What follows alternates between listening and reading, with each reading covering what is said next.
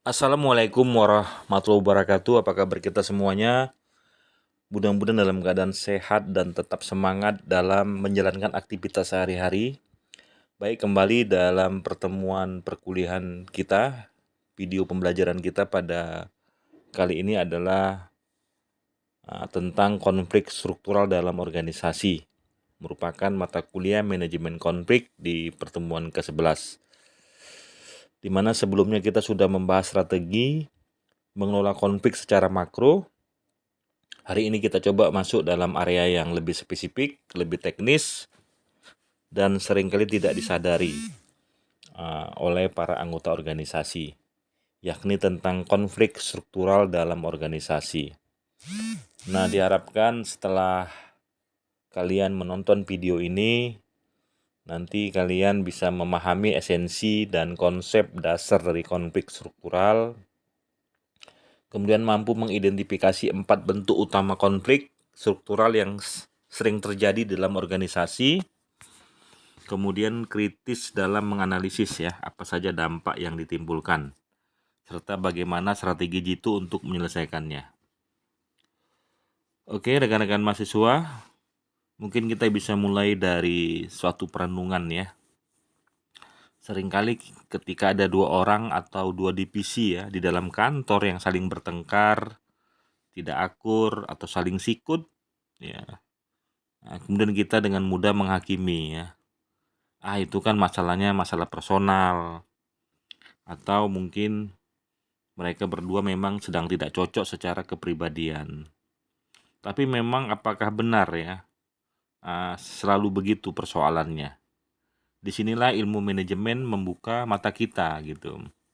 Jadi seringkali konflik yang terjadi di tempat kerja bukan karena faktor personal, melainkan karena sistem ataupun struktur organisasi yang memaksa mereka untuk berbenturan gitu. Jadi ibarat rel kereta api yang sengaja dipasang berpotongan, pasti tabrakan akan terjadi. Siapapun masinisnya gitu. Inilah yang kita sebut dengan konflik struktural. Nah, sebelum kita masuk ke ranah struktural, coba kita segarkan ingatan kita tentang apa itu konflik ya. Jadi secara umum, konflik itu adalah suatu keadaan di mana terdapat perbedaan kepentingan, tujuan, nilai, persepsi, atau cara kerja yang menimbulkan pertentangan. Jadi pakar perilaku organisasi seperti Stephen Robbins menyatakan bahwa konflik merupakan proses yang dimulai ketika satu pihak menganggap pihak lain telah atau akan mempengaruhi secara negatif sesuatu yang menjadi kepentingannya. Lalu jadi apa bedanya dengan konflik struktural? Jadi konflik struktural adalah konflik yang lahir dan mengakar dari cetak biru atau blueprint organisasi itu sendiri. Nah, konflik ini muncul karena desain organisasi, pembagian pekerjaan, perbedaan tujuan unit kerja, kemudian juga hubungan hierarki antara atasan dan bawahan, atau karena memang mekanisme koordinasi yang tidak berjalan efektif. Jadi ingat poin penting ini bahwa konflik struktural muncul karena adanya ketidaksesuaian dalam sistem, bukan ketidaksesuaian antar individu. Nah, biasanya ada 5 karakteristik utama yang melekat pada konflik struktural. Jadi yang pertama, sumber utamanya murni dari cetak biru atau struktur organisasi itu sendiri. Kemudian yang kedua, melibatkan individu atau kelompok dalam kapasitas mereka sebagai bagian dari unit kerja. Kemudian juga yang ketiga, berkaitan erat dengan tugas, fungsi, dan batasan wewenang. Nah, yang keempat, bersifat kronis atau terus-menerus terjadi. Nah, ini terus terjadi apabila tidak diperbaiki struktur organisasinya, dia akan terus berulang kejadian konfliknya. Kemudian berdampak langsung pada efektivitas dan produktivitas organisasi. Nah, jadi Lalu apa sebenarnya yang memicu sistem organisasi melahirkan konflik seperti ini? Setidaknya ini ada 5 penyebab utama. Yang pertama itu disebabkan karena ketidakjelasan wewenang.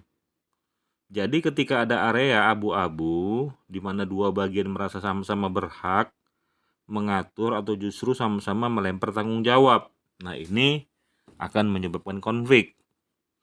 Kemudian yang kedua adalah perbedaan tujuan unit kerja. Ya, setiap divisi kan dirancang dengan target yang berbeda. Dan kadang target tersebut saling bertolak belakang begitu. Nah, yang ketiga itu adalah keterbatasan sumber daya. Jadi ketika anggaran, fasilitas, atau jumlah tenaga kerja terbatas ya, divisi-divisi akan saling berkompetisi untuk mengamankan kepentingannya. Nah, kemudian yang keempat itu adalah sistem komunikasi yang buruk. Jadi informasi yang tersumbat menyebabkan distorsi instruksi. Nah, yang terakhir kelima adalah ketergantungan antar bagian atau kita sebut dengan interdependence ya. Nah, ini terjadi jika hasil kerja divisi A menjadi bahan baku bagi divisi B misalnya ya. Nah, jika divisi A lambat, tentu divisi B otomatis terhambat. Nah, gesekan pun tak terhindarkan gitu. Baik, sekarang mari kita bedah 4 bentuk konkret konflik struktural yang terjadi di dunia nyata ya. Ini sebenarnya bagian inti dari materi di pertemuan ke-11 kita yang wajib tentunya Anda kuasai dan ketahui. Nah, yang pertama ya, kita jelaskan konflik hierarki. Jadi bentuk pertama adalah konflik hierarki, yaitu konflik yang terjadi secara vertikal ya antar tingkat jabatan dalam organisasi, khususnya antara atasan dan bawahan. Nah, konflik ini meletus karena adanya perbedaan kepentingan, persepsi, atau cara pandang antara pimpinan dan staf.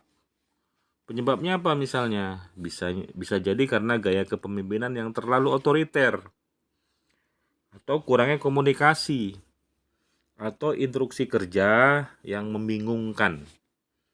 Nah, atau ketidakpuasan staf ya terhadap kebijakan kepemimpinan. Nah, misalnya contoh nyatanya gini ya. Bayangkan misalnya seorang manajer menetapkan target penjualan naik 300% dalam waktu 1 bulan tanpa berkonsultasi dengan tim di lapangan. Manajemen menganggap ini target yang menantang. Sementara staf merasa target ini tidak realistis dan mencekik. Tentu timbullah konflik. Dampaknya apa? Dampaknya tentu ada sisi positif ya. Misalnya sisi positifnya, konflik ini bisa memicu komunikasi dua arah dan memperjelas harapan kerja jika diselesaikan secara sehat. Tapi ada sisi negatifnya. Misalnya apa sisi negatifnya? Motivasi kerja bawahan runtuh. Muncullah resistensi atau penolakan dan tentu berdampak terhadap produktivitas yang melorot ya atau menurun. Solusinya bagaimana? Solusinya tentu terapkan nih gaya kepemimpinan partisipatif. Bukan ruang diskusi ya, buka ruang diskusi kemudian berikan umpan balik atau feedback secara berkala. Nah, B sekarang konflik fungsional. Jadi bentuk kedua adalah konflik fungsional tadi ya. Ini adalah apa? Ini adalah konflik horizontal yang terjadi antar bagian atau departemen yang memiliki fungsi yang berbeda. Nah, setiap unit kerja berfokus pada targetnya masing-masing. Nah, ini penyebabnya biasanya perbedaan target, perebutan sumber daya yang terbatas, ataupun ego struktural dan sektoral. Misalnya contoh nyatanya gini ya, ini sering terjadi di hampir semua perusahaan ya. Misalnya bagian pemasaran ingin meningkatkan penjualan sebanyak mungkin dengan cara memberikan opsi. Opsinya apa? Memberikan ya semacam kustomisasi produk yang fleksibel kepada konsumen. Namun bagian produksi langsung protes karena kustomisasi ini membuat biaya operasional tentu membengkak dan merusak efisiensi di lini produksi. Nah, keduanya sama-sama demi perusahaan, tapi tujuan operasional mereka bertubrukan atau bertabrakan. Jadi tentu ada dampak positif, ada dampak negatif. Dampak positifnya, konflik ini mendorong kreativitas dan inovasi produk. Nah, negatifnya koordinasi tersendat dan pengambilan keputusan menjadi sangat lambat. Harusnya apa solusinya? Nah, tingkatkan koordinasi, buat tim lintas fungsi, ya, dan yang terpenting satukan mereka di bawah satu tujuan bersama. Nah, sekarang yang C ya, konflik lini staf.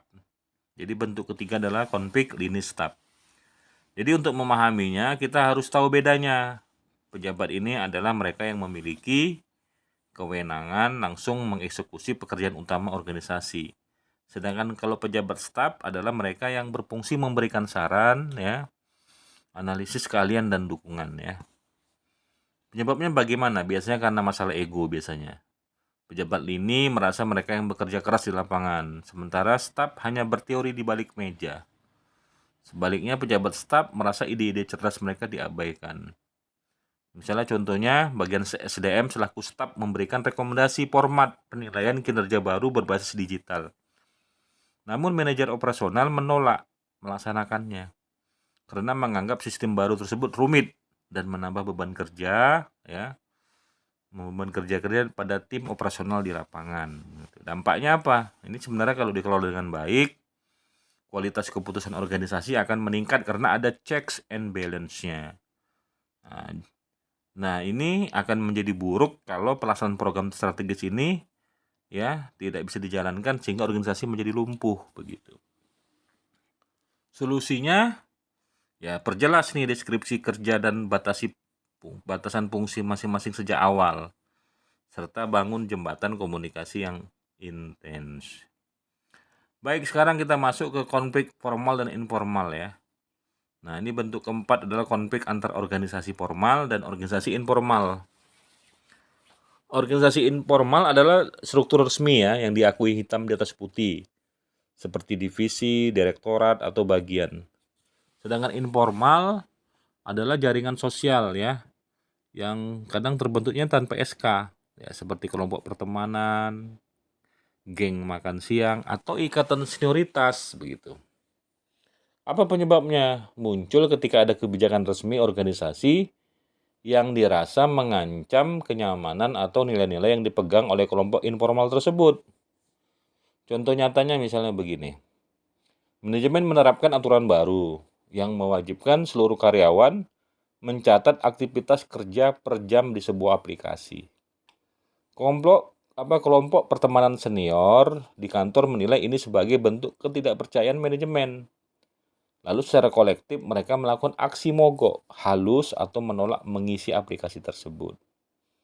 Nah, dampaknya misalnya sisi positifnya, tentu konflik ini menjadi alarm, ya, atau masukan berharga bagi manajemen bahwa ada yang salah dengan cara penyampaian kebijakan mereka. Sisi negatifnya muncullah pembangkangan dan ketidakdisiplinan begitu. Solusinya jangan musuhi kelompok informal, rangkul tokoh kuncinya dari kelompok informal tersebut. Nah, libatkan mereka dalam proses sosialisasi perubahan dan bangun budaya organisasi yang sehat. Baik, kesimpulan dari materi ini, ya, sebagai benang merahnya, jadi konflik struktural itu bukanlah tentang orang yang salah, ya, melainkan tentang sistem yang perlu dibenahi.